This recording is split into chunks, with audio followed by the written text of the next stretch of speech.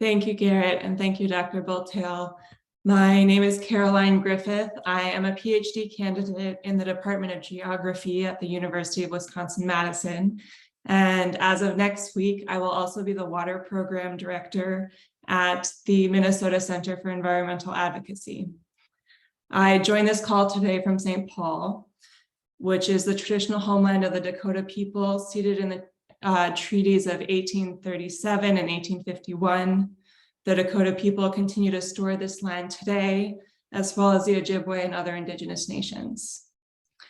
When our research group through the Center for Culture, History, and Environment first conceived of this panel, we wanted to bring together speakers who use a combination of historical research and legal advocacy to support tribal sovereignty over natural resources, with, as Dr. Bulltail said, a geographic focus in the Great Plains and the Upper Midwest. We are very grateful to have panelists with us today who are experts and leaders in their field. Our guests have represented tribal nations in litigation, testified as expert witnesses, and submitted historical reports for legal cases on these issues, and written widely read books and articles. I am very excited for the opportunity to learn more about their work today. So without further ado, I will go ahead and introduce our panelists and get us started. Our first panelist, and we will just proceed in alphabetical order today. Our first panelist, Dr. Michael Lawson, is the founder of MLL Consulting and has more than 40 years of experience providing research and consultation on Native American issues.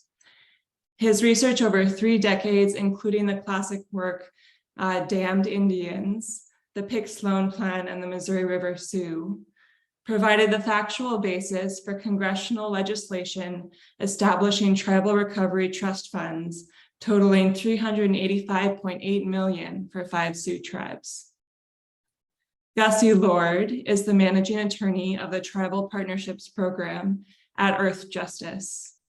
She partners with Earthjustice regional staff to increase capacity and expertise in their critical work on behalf of tribes and Indigenous communities. Gussie is a member of the Oneida Nation of Wisconsin. And finally, Dr. Angela Parker is an assistant professor at Denver University. She, or rather, I think University of Denver. She researches Native American history in the 20th century and has a decade of experience in higher education as a tribal administrator, faculty member, and admissions officer.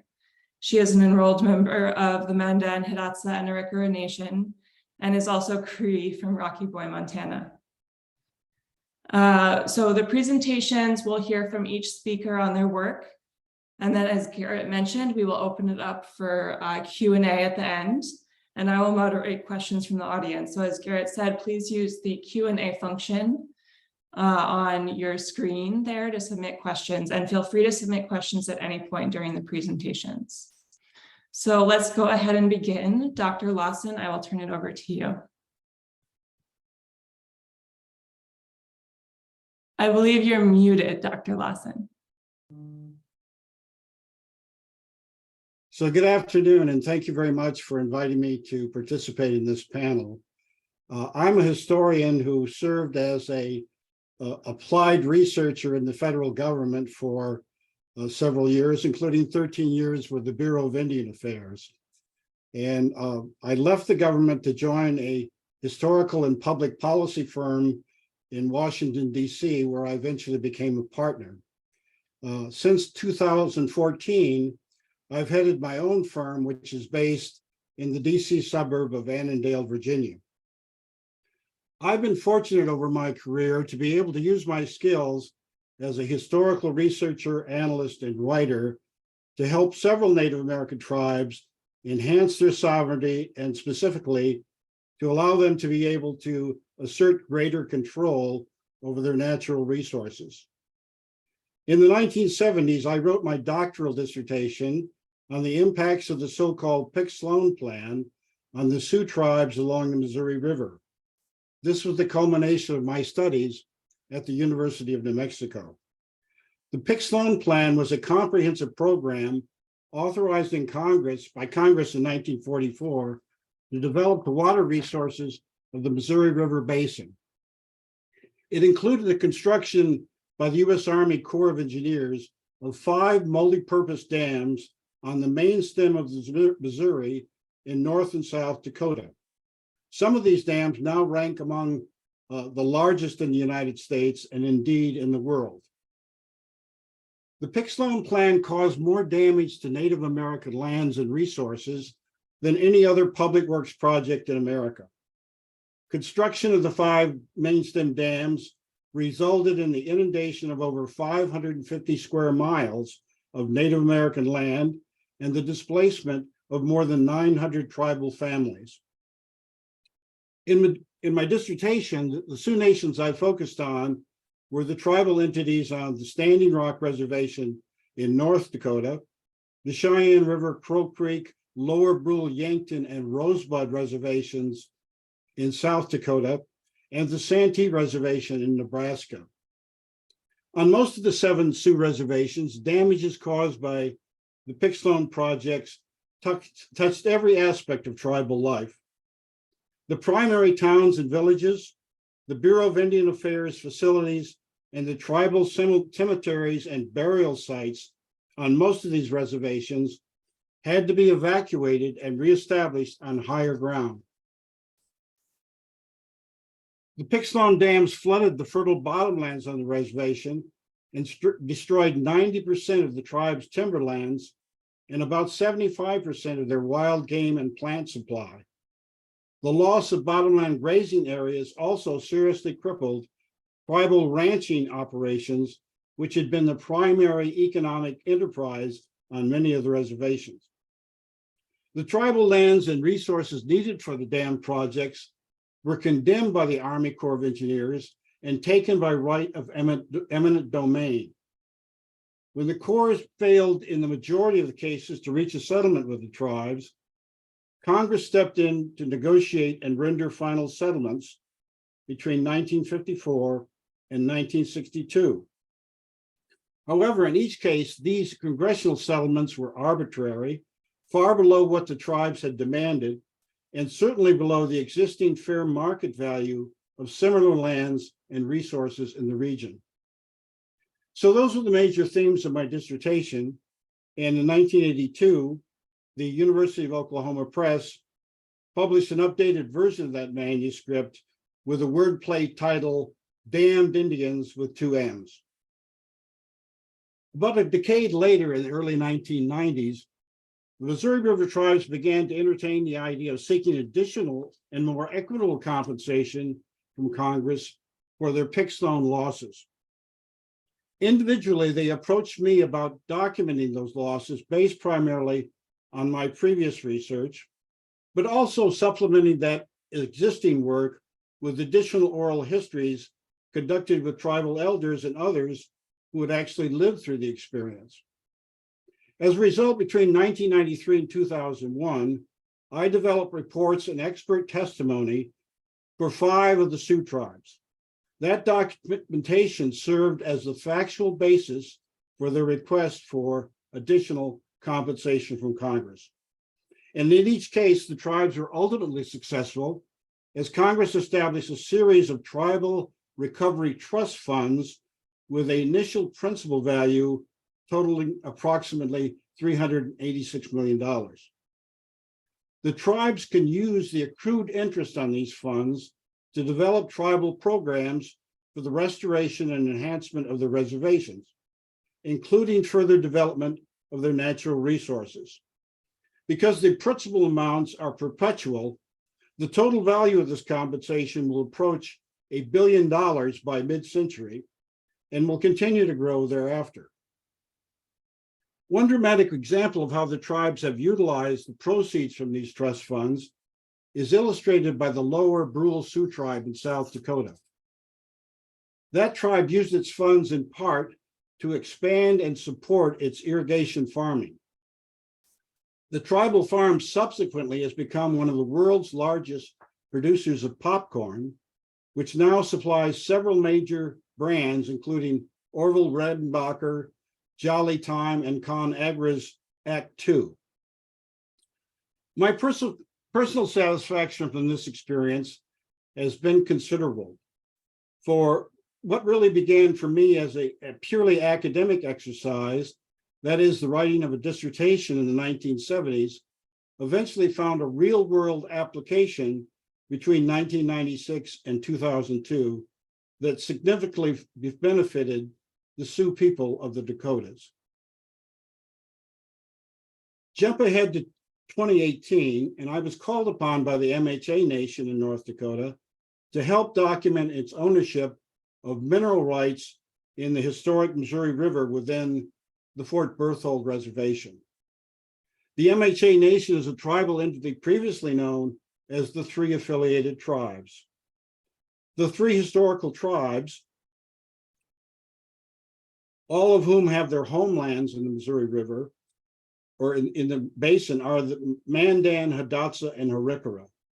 The MHA Nation is also the tribal entity in which Professor Parker, one of our other panelists today, is a tribal member. The Missouri River runs through the Fort Berthold Reservation, and in common with the Sioux tribes, these indigenous people were impacted by the Pick-Sloan Plan. In fact, development of the Garrison Dam caused them to lose more land and resources than any other tribe impacted by the plan. They lost over 152,000 acres, or approximately 1/4 of their land base.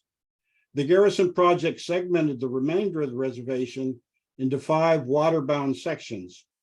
It also forced the relocation of 325 families, which was approximately 80% of the tribal population. Despite these dire social and economic impacts, the MHA Nation is fortunate to lie within the Bakken Formation. The oil reserves within this formation would eventually become one of the most important sources of new oil production in the United States. This development gradually allowed oil and gas production become the primary financial resource of the MHA Nation's economy. Part of the potential for energy development on the reservation was the subsurface of the bed of the Missouri River. Although there was not much drilling in the riverbed prior to construction of the Garrison Dam, federal law and policy held that the nation and its members owned the mineral rights. In 1949, the federal government acquired title of all mineral rights within the reservation taking area for the Garrison Dam. And this included the Missouri riverbed. However, in 1984, at the request of the tribes, Congress restored to the nation and its members all the mineral rights within the dam's taking area, which included the riverbed. As oil production on the riverbed became more frequent and lucrative in subsequent years, the state of North Dakota aggressively asserted that it, and not the nation or the United States, owned the mineral rights in the river. It's based its claim on the so-called equal footing doctrine. This doctrine holds that all states are admitted to the Union with the same attributes of sovereignty, that is, on an equal footing basis with the original 13 states. A presumption under this doctrine is that title to land under navigable waters passes from the United States to the newly admitted state. North Dakota's equal footing claim created a sense of ambiguity for the oil production companies holding drilling leases in the riverbed. They were uncertain as to which party, the nation or the state, to which they should pay their royalties and bonuses. As a result, the companies decided that they would deposit royalties in escrow accounts until the ownership dispute was settled. The value of those accounts essentially exceeded more than $100 million.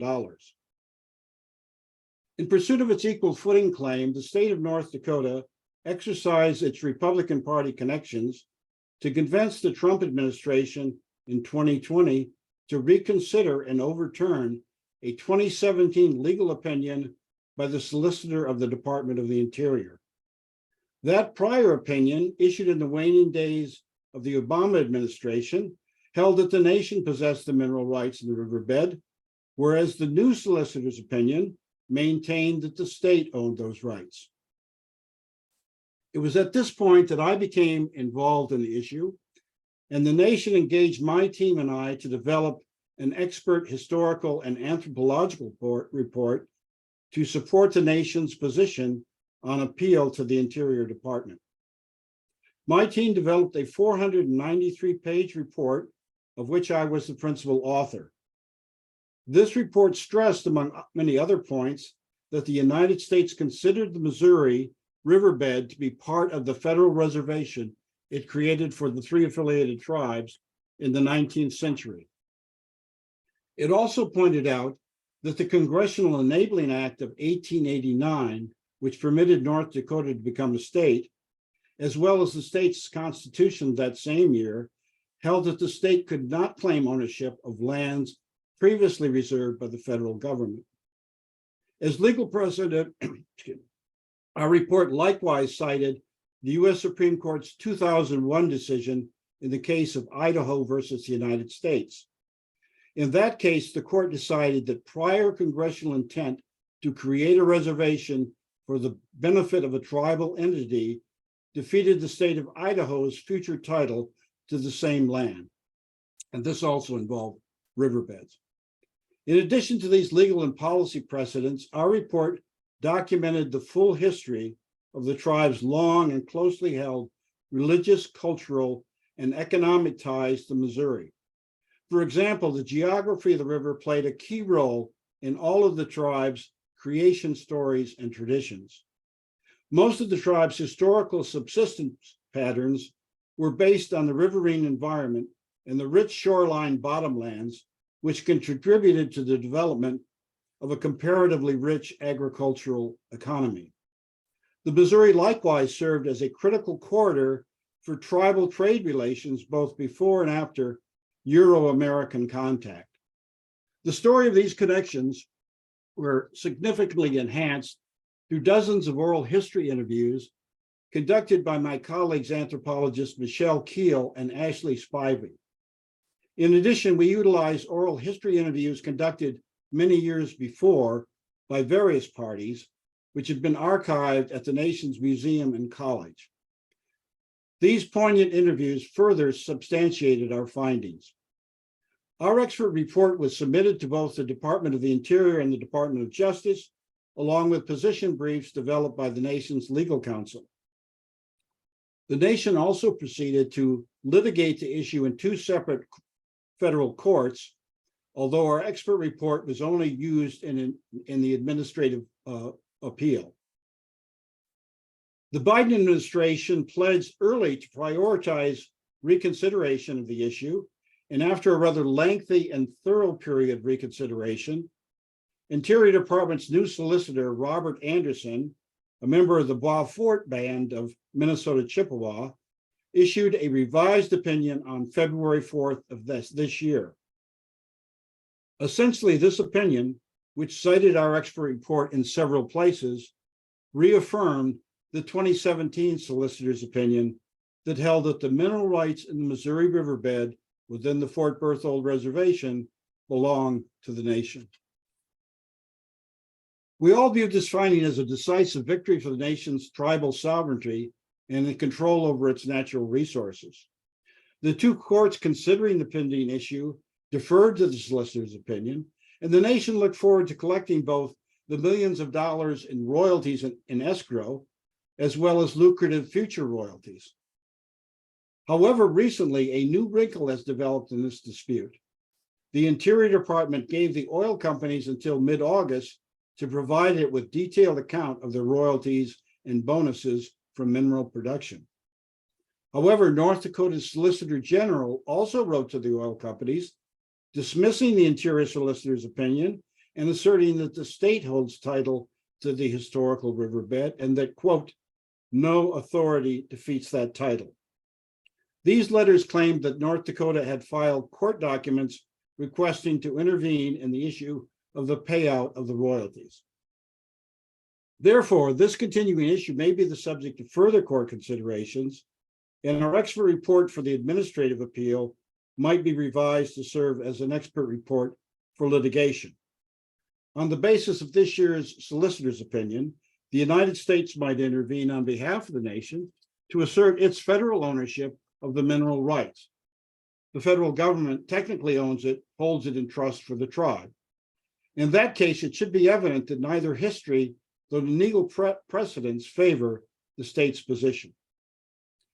There are other cases in which my research has aided tribes in asserting their sovereignty, and these include my involvement in providing data for legal counsel, defending the position of the Sioux tribes in the Dakota Access Pipeline controversy.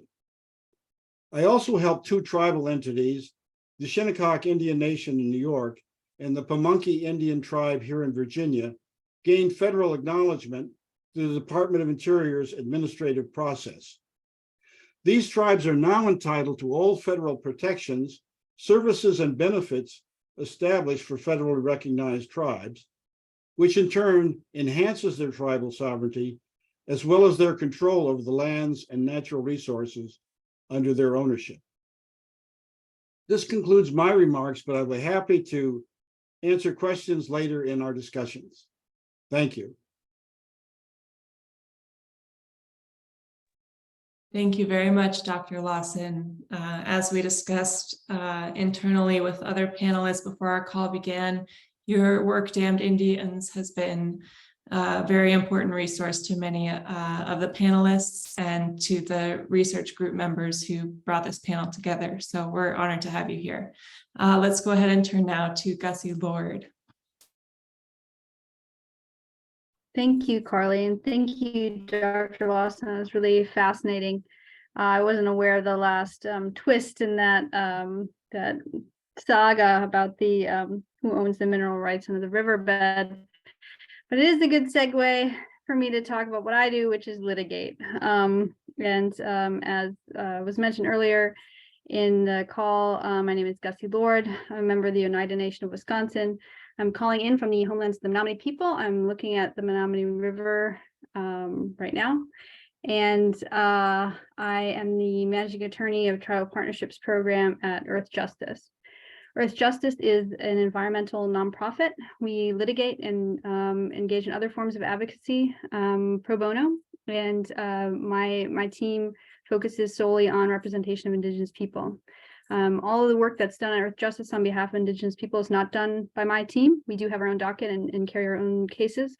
We also support other attorneys within the organization that might not have the same level of federal Indian law expertise that we do, and we can help plug in there and make sure that all of our advocacy on behalf of tribes and Indigenous people is done in a way that that focuses on and uplifts the tribe's interests, that centralizes the tribes and Indigenous communities' voices in the litigation, and make sure that we're not imposing some sort of agenda on our clients, and that we're really uplifting their interests and bringing forth their concerns, making sure that they have a voice in litigation and other forms of advocacy.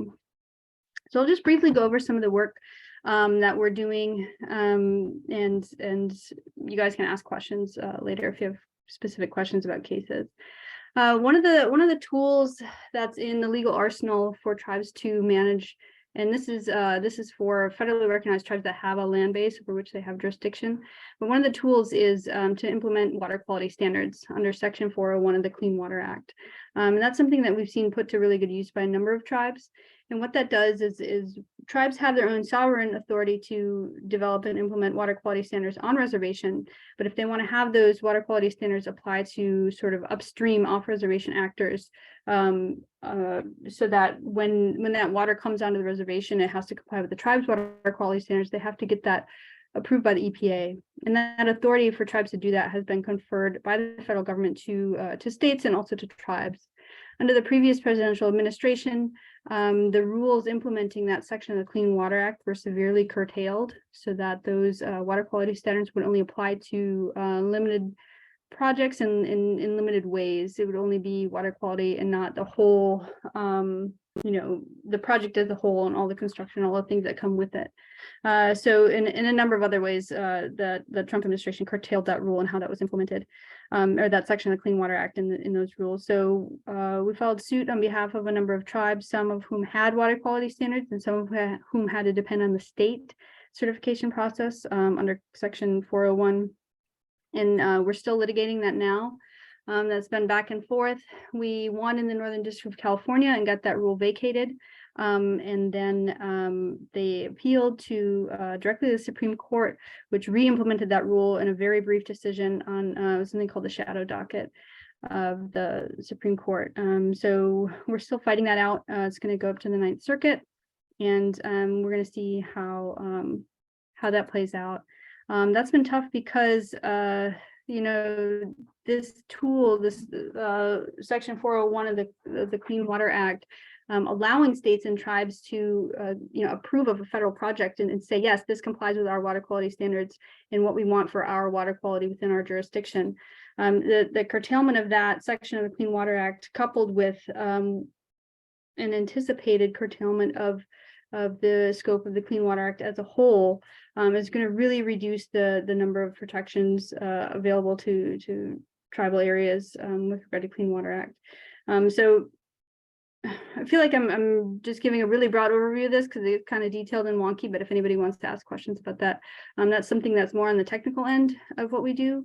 But it's really important tool for tribes to utilize, and we do see more and more tribes using that, and sometimes they can stop off-reservation projects, but certainly minimize the impacts to their waters from off-reservation activity, which is really important. Another thing that we've seen happen to tribes over and over again is impacts to their resources that are off-reservation. So for example, if a tribe has off-reservation treaty rights, it's tough for them to protect those all the time. There have been a number of great cases that have spoken to the level of protection that's required for states when they're making decisions that impact tribal off-reservation treaty rights. A recent case that we had on behalf of the 6 Ojibwe bands in Wisconsin had to deal with off-reservation wolves. The Ojibwe tribes in Wisconsin have rights to hunt, fish, and gather off-reservation in certain ceded territories within the state. And so the question was, I'm sure many of you are familiar with what happened with the wolf hunt. The state re-implemented the wolf hunt, and the number of wolves taken far exceeded the number that was allowed under the state quota. In just a 3-day period, it was a brutal hunt, and it resulted in the state licensed hunters taking just an inordinate number of wolves. The reason that was problematic for the tribes is because they have a right to a certain number of those wolves, and the tribes didn't want to hunt the wolves. They said, these are the wolves that we're afforded under the treaty. We get so many of this species, and you get so many of this species, and we don't want to hunt our portion. We want to protect that. And so the argument was, that the right to hunt includes the right to conserve. And that's something that hasn't necessarily been litigated. We didn't actually get all the way through that litigation because the federal rule delisting wolves was reinstated. So that put an end to that litigation, but that was the argument that we were advancing in federal court, was that the off-reservation treaty right to hunt, fish, and gather includes the right to conserve those resources as well, even when they're located within a state's jurisdiction. So that's something that was, we were very hopeful that we could get that in front of a judge, but we'll see if we get another chance to do that. But the Ojibwe have been fighting for decades, if not 100 years, to protect those off-reservation resources and make sure they're there for future generations. So that's something that we've recently been engaged with. Also, off-reservation resources, we see a lot of impacts to off-reservation cultural resources. So those are, they can be places, they can be plants, they can be animals that are important to a tribe or indigenous group, but they're not within the tribe's jurisdiction. So there can be, a project that's going forward on state land or federal land, and those protections that exist for cultural resources often are really curtailed to more or less, archaeological resources, or, a pot shard or a burial mound, or a ruin or something that's physical. But what we don't see, and what is really hard for us to protect, is sort of those intangibles, the sense of place, the sense of peace, the sense of, how ancestors have interacted with the land and with the resources for millennia, and going to a place to gather and going to a place to use those resources that their ancestors used and that they want their descendants to be able to use. And the thing is, if you have something like a mine going in or a pipeline going through these areas, that project might conform with all of the environmental requirements. But what about the protections for that sense of place? What about the protections for the people who want to continue to use that in the way that it's been used for thousands of years? There isn't anything on the books that really protects that in a very good way, in a way that's been satisfactory to our clients. So it's something we continually run into, is this sort of hole in these legal protections for tribal, religious and cultural and subsistence resources. So that's something we're always running into. And one of the cases that we've been working on is on behalf of the Menominee Indian Tribe of Wisconsin, and trying to help them protect some off-reservation resources. That was a village site, and there are burial mounds here. There are these really cool raised garden beds along the river, and it's been tough to get any recognition for legal protections for these sites because they're not listed. They're not listed on the National Register of Historic Places. They're not listed on a state register. And the state mining law said in order to consider the impacts to those resources, they've got to be listed. So we have been working with the tribe to protect their interests in court, and the tribe has been working behind the scenes for several years to try to get this whole village site listed as a cultural landscape on the National Register of Historic Places. And I think that's been a 7-year process at this point. And it's the village site is along both sides of the river, both in Wisconsin and Michigan. And we just learned on Friday that the Michigan Historic Review Board voted to advance their nomination to the federal level. Wisconsin had already voted to advance the nomination to protect those sites. And so both Michigan and Wisconsin are on board, and that nomination is going forward. So it does provide like a certain level of procedural protection for that area. That is, as I sort of briefly mentioned or alluded to, it's being threatened by a proposed mine on state land. So, that's something that's sort of, it's outside the courtroom, but it is a legal tool. And it is something that, it takes a lot of time. It takes a lot of resources. It takes a lot of historical research, archaeological research, in order to just show what's there, in order to show what the tribes know is there, maybe through oral history, maybe the TIPO has that knowledge, but just to show it in a way, that's written down and that's, acceptable to the state historic review boards, and just to put that nomination together. It took a lot of time and a lot of effort from a lot of people. So we're glad to see that advancing now to the federal level, and hopefully we can get some protections there, or hopefully the tribe can get some protections there. So that's sort of another approach that's feasible. These are sort of, there's not that many tribal cultural landscapes that are on the National Register. And I think our current administration, we've got some good folks at the federal level who are interested in seeing more of those listed. So, there are a number of tools like land withdrawals. If it's a federal land, if you withdraw an area from certain activities like mineral development or mining, there are co-management agreements that I feel like they're pushing on the federal level. They're hoping to find areas where tribes want to co-manage federal lands, make sure that those lands are being managed in ecologically and culturally sensitive manner. So there are a number of tools like that exist sort of outside the litigation sphere. But as Dr. Lawson mentioned, sometimes you can win and you can get favorable opinions from the federal level, but those can be undone, and those can be subject to challenge by the state, and sometimes by private interests. And often tribes don't have any choice but to litigate and to protect their interests in court.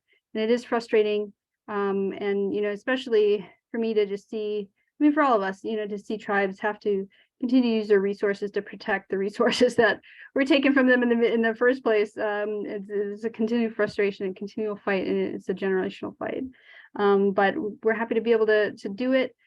We've seen a lot of green organizations, a lot of conservation organizations really embrace Indigenous perspectives, and really make an effort to reach out to tribes and make sure that what they're doing is either consistent with what the tribes want, or at least doesn't negatively impact tribal interests. So really happy to be at the forefront of that, or at least, I don't know if we're at the forefront, but we're a part of it, and we're really thrilled to be able to do this work. again, on a pro bono basis. And it's just been a privilege. Again, happy to answer any questions, especially if you have them about specific cases or other cases. Thank you.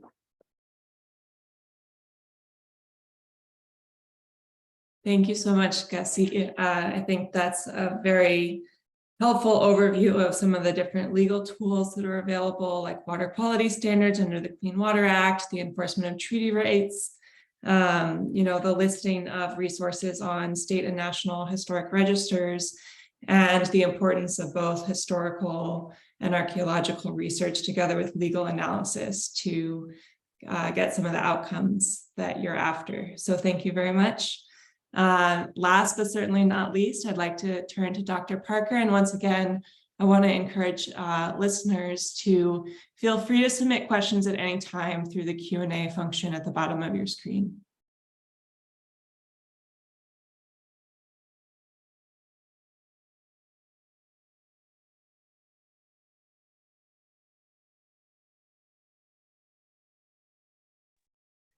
Thank you so much for including me on this panel. I'm actually really humbled now, having heard about Gussie's work, as well as Michael's work, sort of after Damned Indians, to even be included on this panel, just because the amount of advocacy and impact that both of these other panelists have had for tribal people is really impressive and important.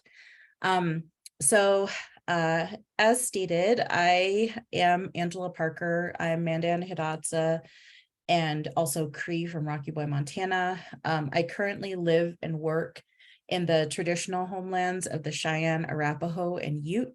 I live in Boulder and I commute down work to Denver to work at University of Denver.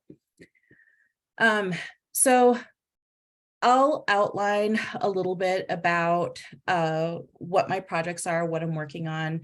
I'm really not sure I have much of an impact on sort of tribal advocacy, but hopefully I am having an impact in terms of thinking about these issues and being able to sort of push the scholarly discussion forward a little bit. As you can see on this slide, Fort Berthold is a community, or it's a reservation that has been hugely impacted by the Garrison Dam in all the ways that Dr. Lawson was talking about earlier. What you're looking at right now is a view from Crowflies High Butte, looking down over Lake Sacagawea, which is the huge lake reservoir that was created as a result of the Garrison Dam. And my first project, so the work that I did as a student who was dissertating, it's currently under review right now. So we'll see if I'll be able to sort of shepherd it to publication sometime in the next 2 years before I go up for tenure. But my first book is called Taken Lands, and it examines life at Fort Berthold from the 1920s through the 1950s. It focuses largely on cultural history. So whereas Dr. Lawson is really, his work, Damned Indians, which I consider to be the book that allowed me to focus on the things that I focused on in my dissertation, now book. He did a deep dive and analysis of sort of like the policy and economic impacts. And I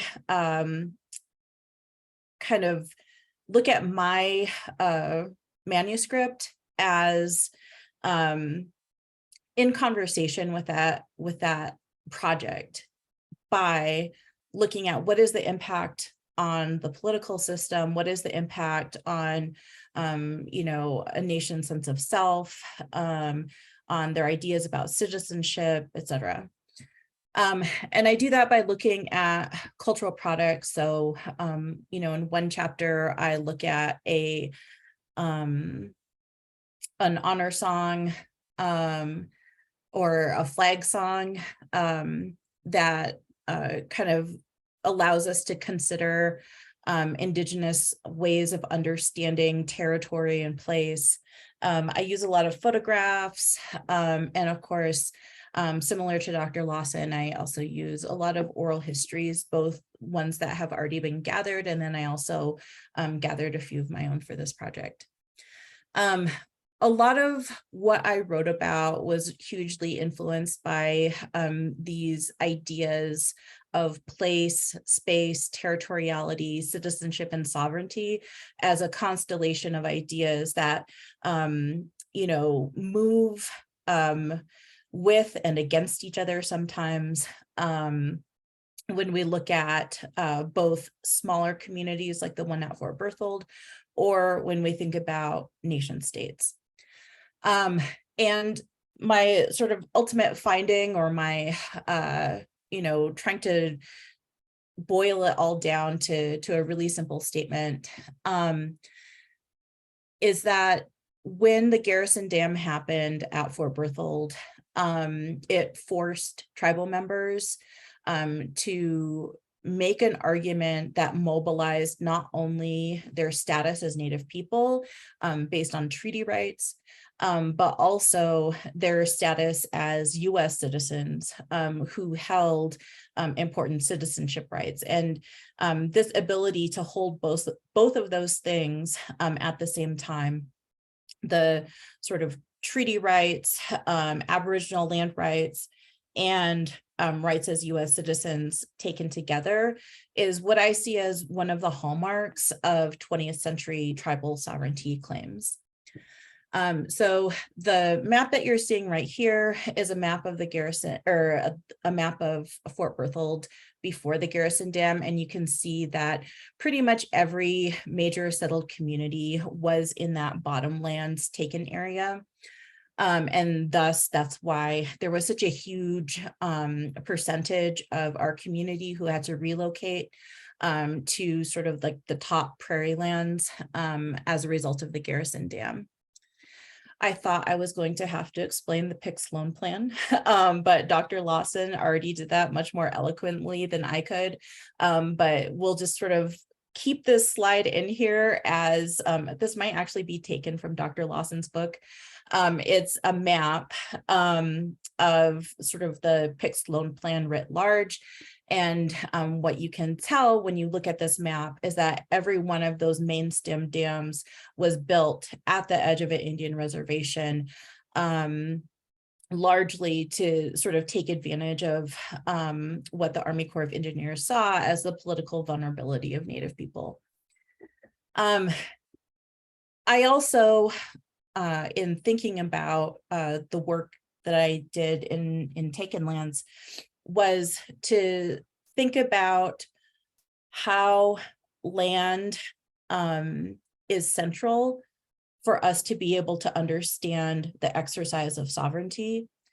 And so what you see in this sort of eminent domain taking of tribal lands all up and down the Missouri is essentially this triumph of federal control over these landscapes. And there was very little sort of recourse that any of the tribes had to begin to challenge federal control, to challenge the right of the Army Corps of Engineers to kind of do that taking. When these land bases were gutted, many times what you see, and what I saw a lot in my research of Fort Berthold during this time period, is that there was a huge upheaval in terms of the political and social structure. Specifically at Fort Berthold, what you see immediately after the dam as well is that with this sort of devaluation and commodification of the land base, so like the taken lands along the Missouri River, there sort of developed a corollary commodification of tribal citizenship. So immediately post-dam, there began to be a lot of political conflicts and contests based over what is going to happen to the really sort of miserable compensation that was given by the US government, and whether or not that money will be held collectively by the tribe, or whether it would be sort of allocated out on a per capita basis. What you also see as a result of the Garrison Dam, or what I'm hoping to sort of make clear, is that what happened at Fort Berthold is not unique, in that during this time period, this sort of right turn in federal Indian policy that happened pretty much as soon as World War II started, but definitely, sort of took steam in the post-war era, and led into what we now call the termination era. But you see this happening really across the country at many different locations. So it's not just Pick-Sloan Plan, but there are a lot of eminent domain takings that are associated either with military projects during wartime or immediately post-war, World War II. You see it associated with sort of ideas about national security or about natural resource development.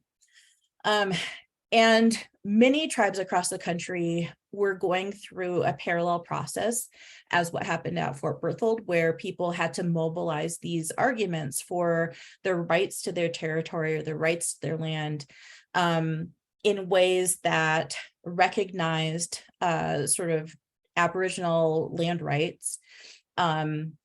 So, sort of people's status as a result of treaty negotiations that had happened in the 19th century, alongside their rights as US citizens. And when, by and large, these arguments made by tribal activists were not heeded either by state or the federal governments, what happened is that you see in the late 50s into the 1960s, and of course in the 1970s, this huge investment in what we now know as red power activism. So as much as I'm trying to explain the story of Fort Berthold and what happened as a result of the Garrison Dam, I'm also trying to explain this larger sweep, I guess, of 20th century Native American history. As I was researching my dissertation project, the Bakken oil boom hit. So I was literally taking trains home from Ann Arbor to go stay with my auntie and do oral histories at the same time as there was essentially this huge, rush to be able to sort of establish the legal rights to be able to extract oil from Bakken shale. And this experience of just sort of seeing the landscape changed every time that I went back, seeing the huge social, political, environmental impact of extraction has led me now to the second project, which I'm currently in process of working on.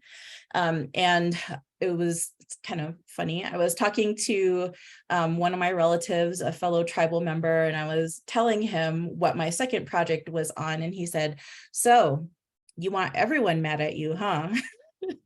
And I said, "Yeah, I guess so."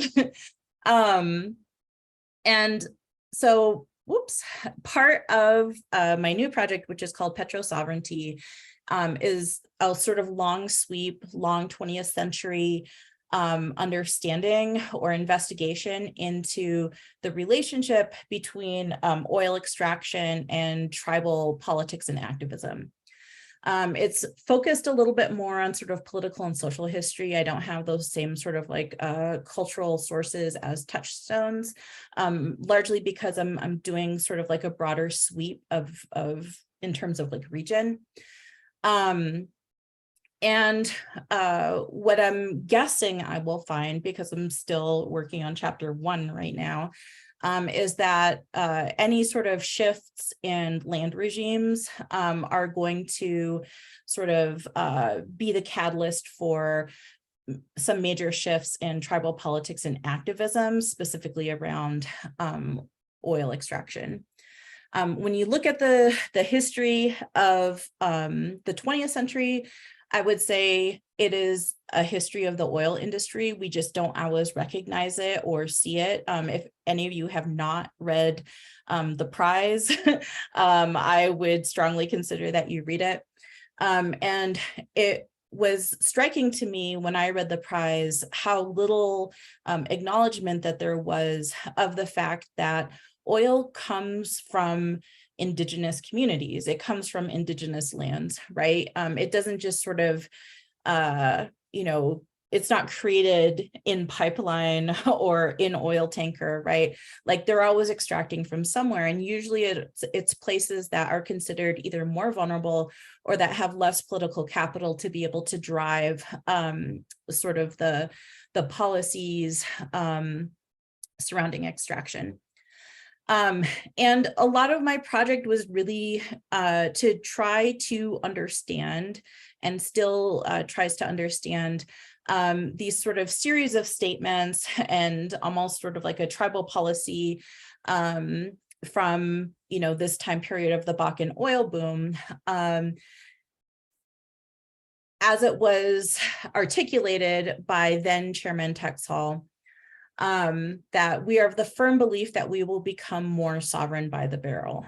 And I really wanted to try to understand how Native America had gone from most of the early 20th century court cases attempting to protect the tribal land base and attempting to sort of wisely develop natural resources in a way that created more economic stability for tribes, but that also allowed people to sort of maintain, the lived environment in a recognizable form, to this notion that with every barrel extracted from quote unquote Mother Earth, that the three affiliated tribes were increasing their tribal sovereignty.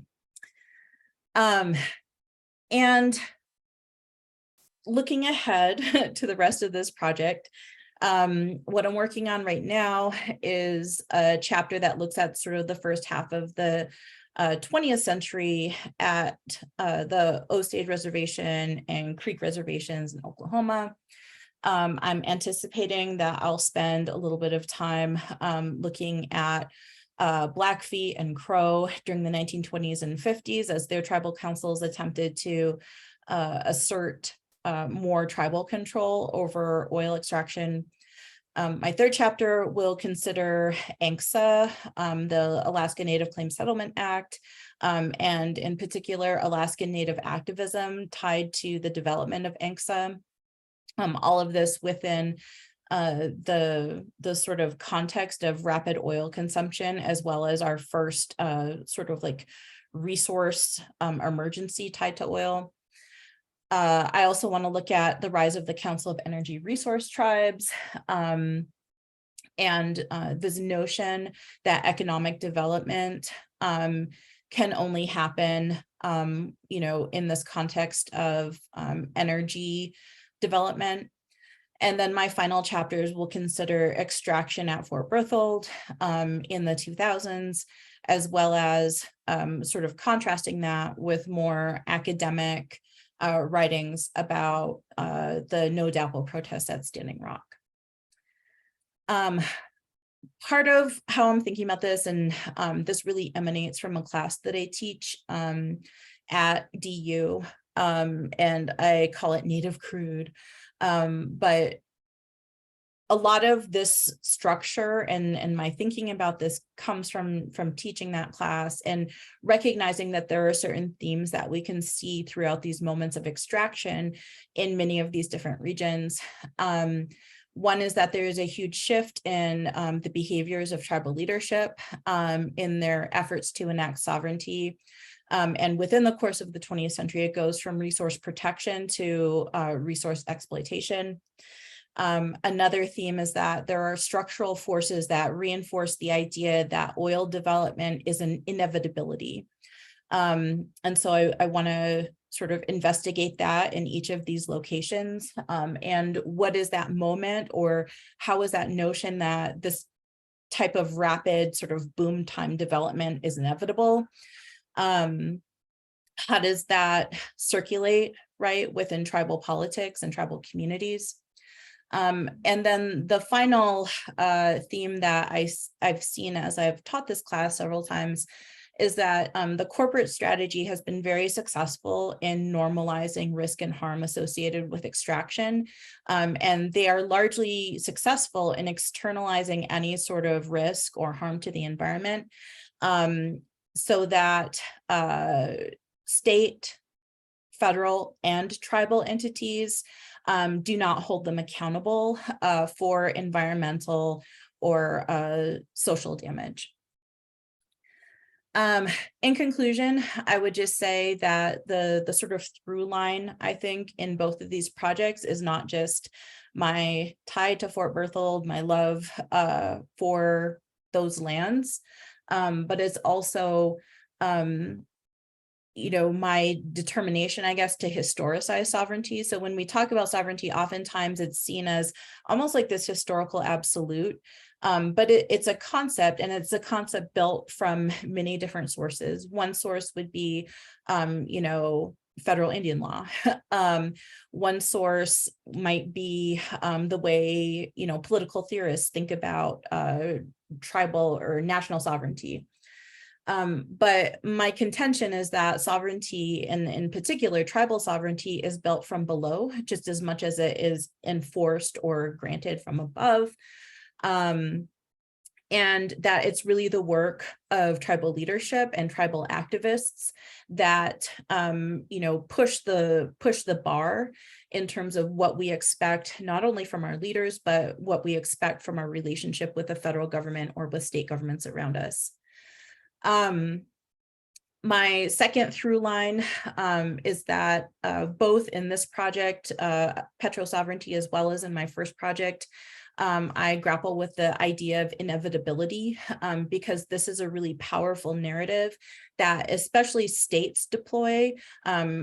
So both states, as in the state of Wisconsin, but then also the nation state, in order to justify and legitimize and lay the groundwork for the notion that extractive industry has to look a certain way, and that certain people get to decide how it looks. And then, my new project, and what I'm really interested in sort of further developing, is this realization that we can't tell 20th century history, period, without telling the history of oil. And when we tell that history of oil, we have to contend with like the small places from which oil comes. So from Indigenous communities, from, rural areas, et cetera. And what happens to those communities as the resources flow out, and the benefits don't necessarily flow back to the community. So that's it. Thank you.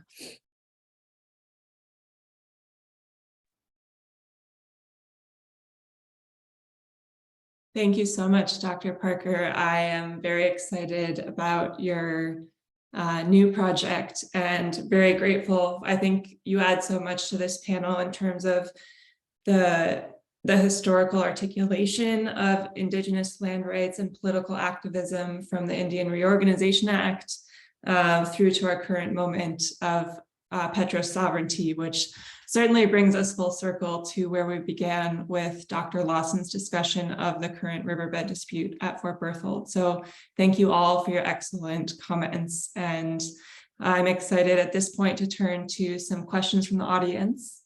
I would like to open with a question that is for any of you who would like to respond, which is the following. In so many cases, it seems that states have fought to assert their own power, influence, and economics over tribal treaty rights. States and tribes directly compete for jurisdiction, and states tend to dislike federal influence. Any thoughts, or certainly that's the case in states like North Dakota. Any thoughts on ways to repair relationships between states and tribes to find a better path forward? So I'll open this to any of you, or all of you.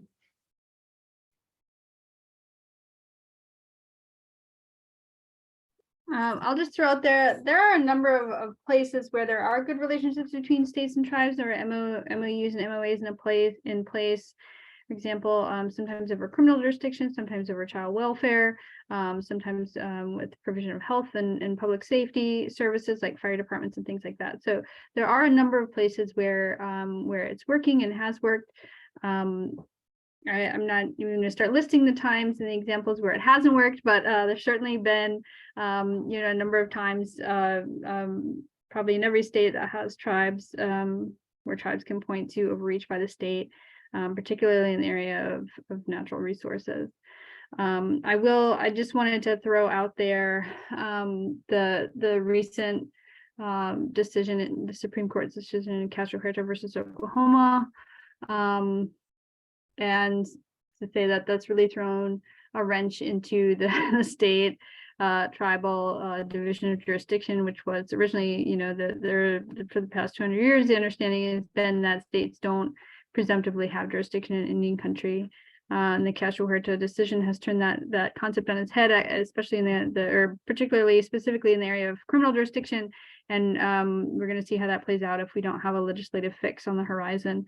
So I don't know that I have a great answer, but I guess I'm just going to throw out there that yes, there are a number of places where it does and has and is working. I don't know how it's going to go after Castro Huerta. I think that's an issue of grave concern for a lot of us, everybody in Indian country, certainly.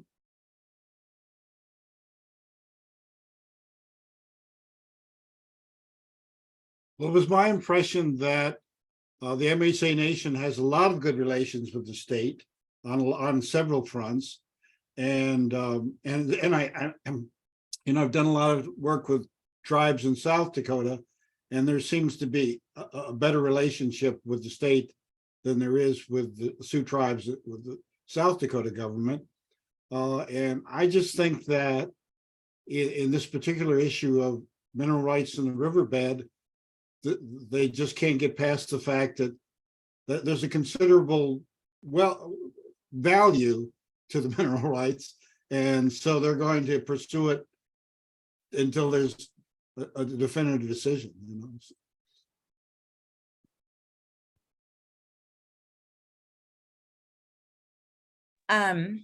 So my response is going to be the most unintelligent sounding because I'm going to say I think the relationship will get better when states stop being such dickheads. Like essentially, I think this entire notion of the status of, tribes and, as sort of domestic dependent nations is really a setup to ensure that tribal and states rights are always in conflict. And I don't think, even in states where there have been like really successful MOUs or where, tribes have gone to a huge amount of work to negotiate sort of statewide gaming compacts, et cetera, the state is always just trying to grab as much resources as it possibly can, whether we're talking about resource extraction or whether we're talking about sort of the proceeds from Indian gaming. So I think that at the bottom of all of this is a contest over land and resources. It's a contest over territory. When states and tribes share territory, the state is always going to try to overreach.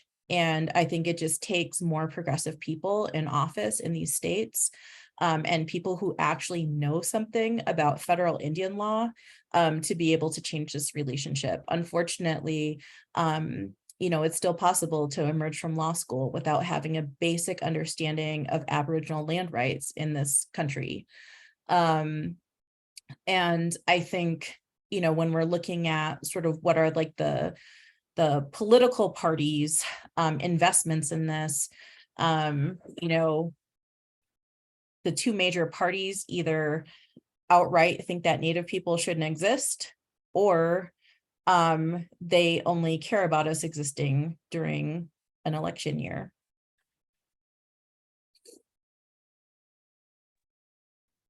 I'm going to ask a second question here that I think builds nicely on this discussion, which is, I was wondering if the panelists have experience working with non-federally recognized tribes to work towards federal recognition and/or protection of Indigenous resources.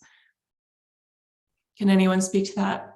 Well, I can speak to it. I have considerable experience with that because when I worked for the Bureau of Indian Affairs I worked for at one time in what is now the Great Plains Regional Office in Aberdeen, but later I went to Washington, D.C. and worked in what is now the Office of Federal Acknowledgement. And I gained a lot of experience from that to now work with several tribes. And I mentioned I worked with two tribes that have been successful in the federal acknowledged process. I worked with a number of others who weren't successful and others that up to a point that I could help them to the extent that they had resources, but they're still pending in their cases.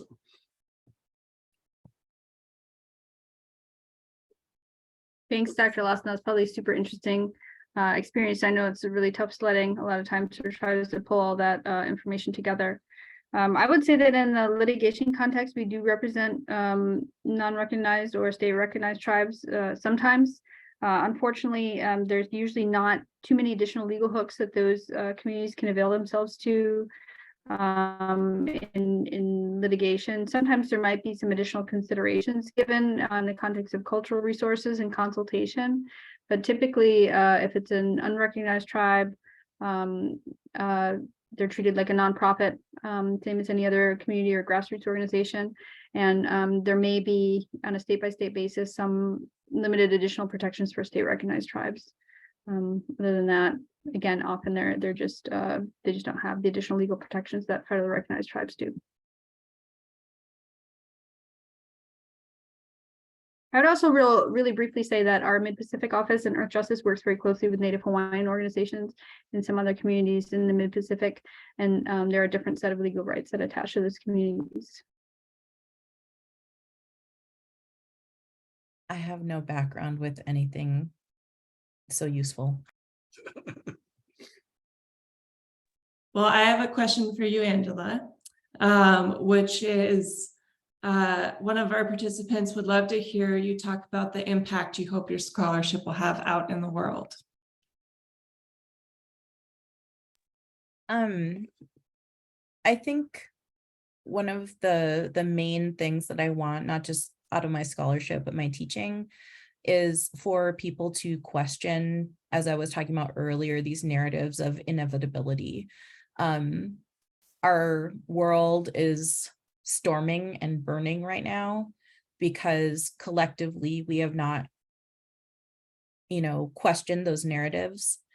And I think it's really important to remember, both in the contemporary and in the historic time periods, that none of this is inevitable. We can always shift course. We can always, decide to live a different way. And so I don't know if that's what people will get out of it, but I want them to think really critically, not only about the historic topics that I'm discussing, but thinking about the fact that we can try to create something better for our future and for our kids' futures. Thank you, Dr. Parker. I have a question for Dr. Lawson here, which is a specific one to the current Missouri riverbed dispute, which is, when will the expected lawsuit against North Dakota's position? So when will the expected lawsuit, rather than one of the current lawsuits, against North Dakota's position that they have rights to the royalties regardless of what the Department of Interior says, begin? And is it clear yet in what court it will proceed? Well, I just learned about this new development last week, and it was in news items in North Dakota. And I haven't talked to the nation's legal counsel about how they're going to proceed. But what the cases that were pending before were in the U.S. District Court in North Dakota, and then the Court of Federal Claims here in the Washington area, which is a court for monetary claims. So I don't know how they're going to proceed or if they're going to proceed at this point.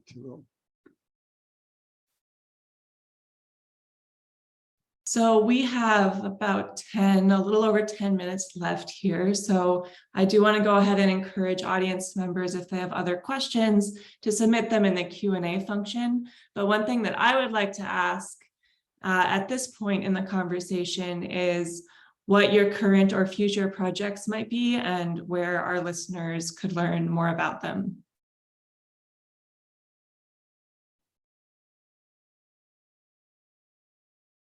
Would you like to go first, Dr. Lawson? Yeah, well, my current project is that my wife and I are writing a book manuscript on the Shinnecock Indians who lived in Long Island, New York, and under the title Identity Denied. And this book manuscript's under consideration by the State University of New York Press.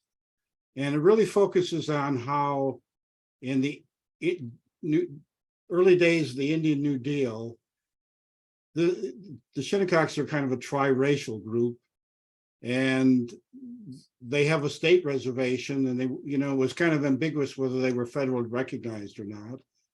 And the Bureau of Indian Affairs focused on, well, we need to go and see these people and see if they want to vote on acceptance of the Indian Reorganization Act. So the BIA sent a couple of clandestine agents out there to look at take a survey of the reservation, not acknowledging what they were doing there. And their impact was that based on, observation and not delving into the culture or talking to community members in or outside of the community, that they were African Americans and not Native Americans, and therefore they weren't eligible for the Indian Reorganization Act. And that was the determination made by the Commissioner, John Collier, and without ever informing the tribes that they were being considered or what the impact would that be. And that effectively denied, pushed out their eventual federal recognition for another 70 years. It wasn't until 2010 that they were finally recognized through the Department of Interior's acknowledgement process. And of course, I worked in assisting them through that process. And so that's the project that we're focused on at present. So.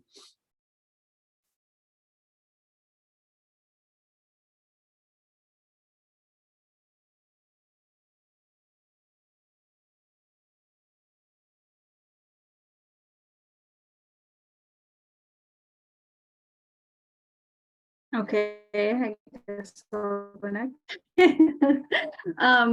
So let's see, what are we working on?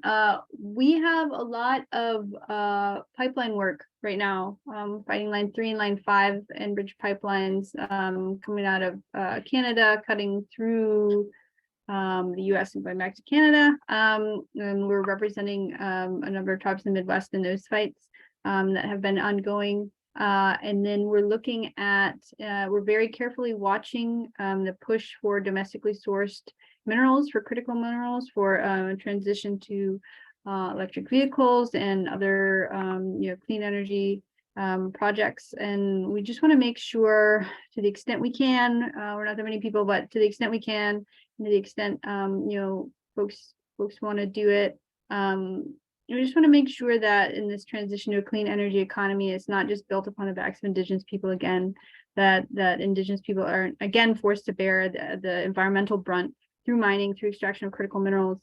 This transition to the next stage in our energy economy.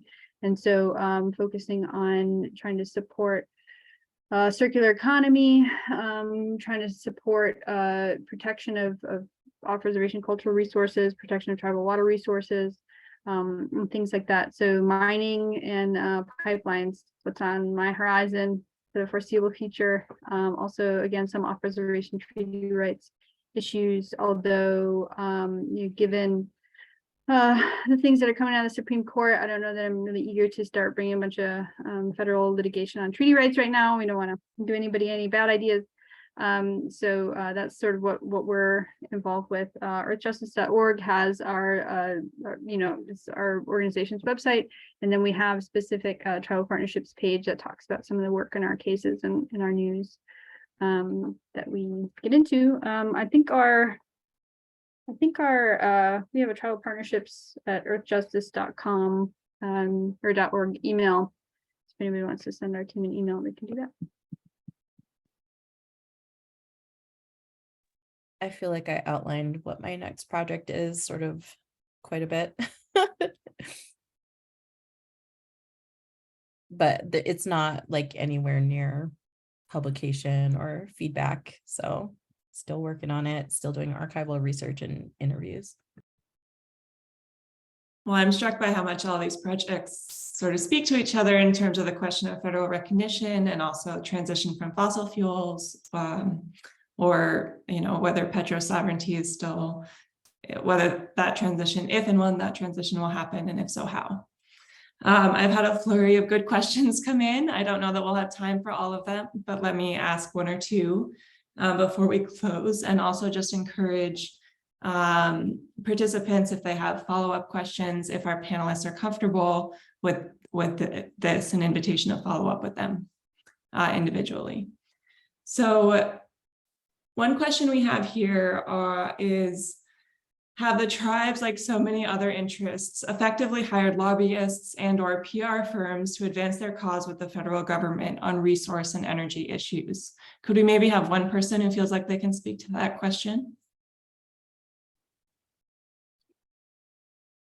Well, I would say that in working with MHA Nation, they also had a PR firm that was getting their position out to media sources at the same time. And I know that there are a lot of firms that work with the legal counsel also provides lobbying for their efforts in terms of legislation. So I've seen that most often combined where they're working with a law firm that also is lobbying on their behalf for something that might not necessarily be in litigation, but it's something being considered by Congress. Another question here. Amongst the speakers, does anyone collect or access longitudinal data on water quality collected by tribes along the Missouri? So in Montana, North Dakota, South Dakota, this is data that has been shared with the Denver Regional Office of the EPA on heavy metals.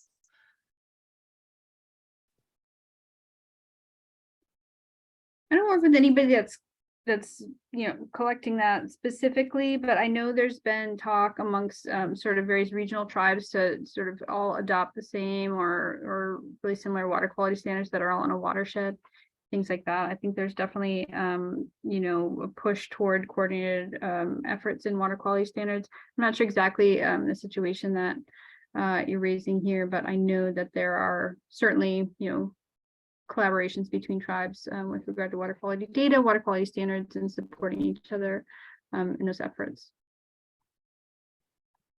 So I think we just have time for one more question here, and I like this question to end with because it builds on the discussions we've had so far. So what are the panelists' thoughts about the land back movement, and what legal hooks are available for that movement? What have you learned doing that work, if you have done any?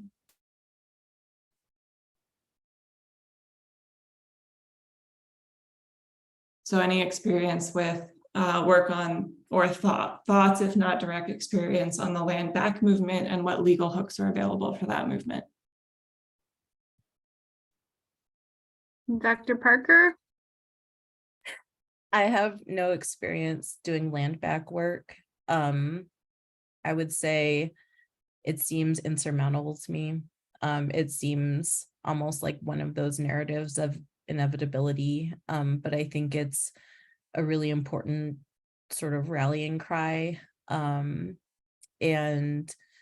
I think in those spaces, I kind of feel like Dr. Lawson, to a certain extent, right, is engaged in this on the ground in terms of being able to collect information from tribes, saying that at least the natural resources should be held, or the benefits from those natural resources should be held by their rightful owners. So I'm sorry, I don't have a uplifting response to that. Well, let me ask one more quick question here, which is just what types of organizations or stakeholders do you enjoy working with or find success partnering with? Well, I think it's really, enlightening and also the best to work with tribes because they have such a personal interest in the issues that you're pursuing, and you don't have that kind of relationship with other clients necessarily. The other thing is that I like working with lawyers who might have been history majors as undergraduates, and they have an appreciation of how history can help their cases, and so they very much appreciate the expert historical reports that we do. So.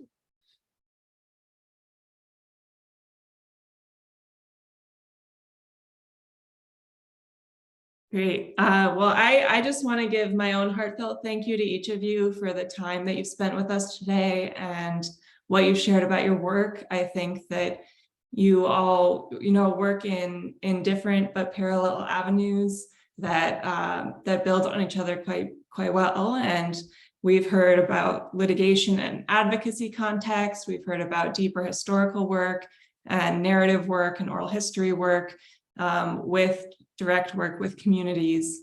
And I'm honored by the time we've had with all of you, and would encourage participants to continue to follow these next projects that our panelists mentioned at the end of our discussion here. And with that, thank you very much to our speakers and to Dr. Bulltail, the faculty director of our research group, and to the Center for Culture, History, and Environment and the Nelson Institute for the financial support that helped us make this event happen. So thank you all. Thank you. Thank you.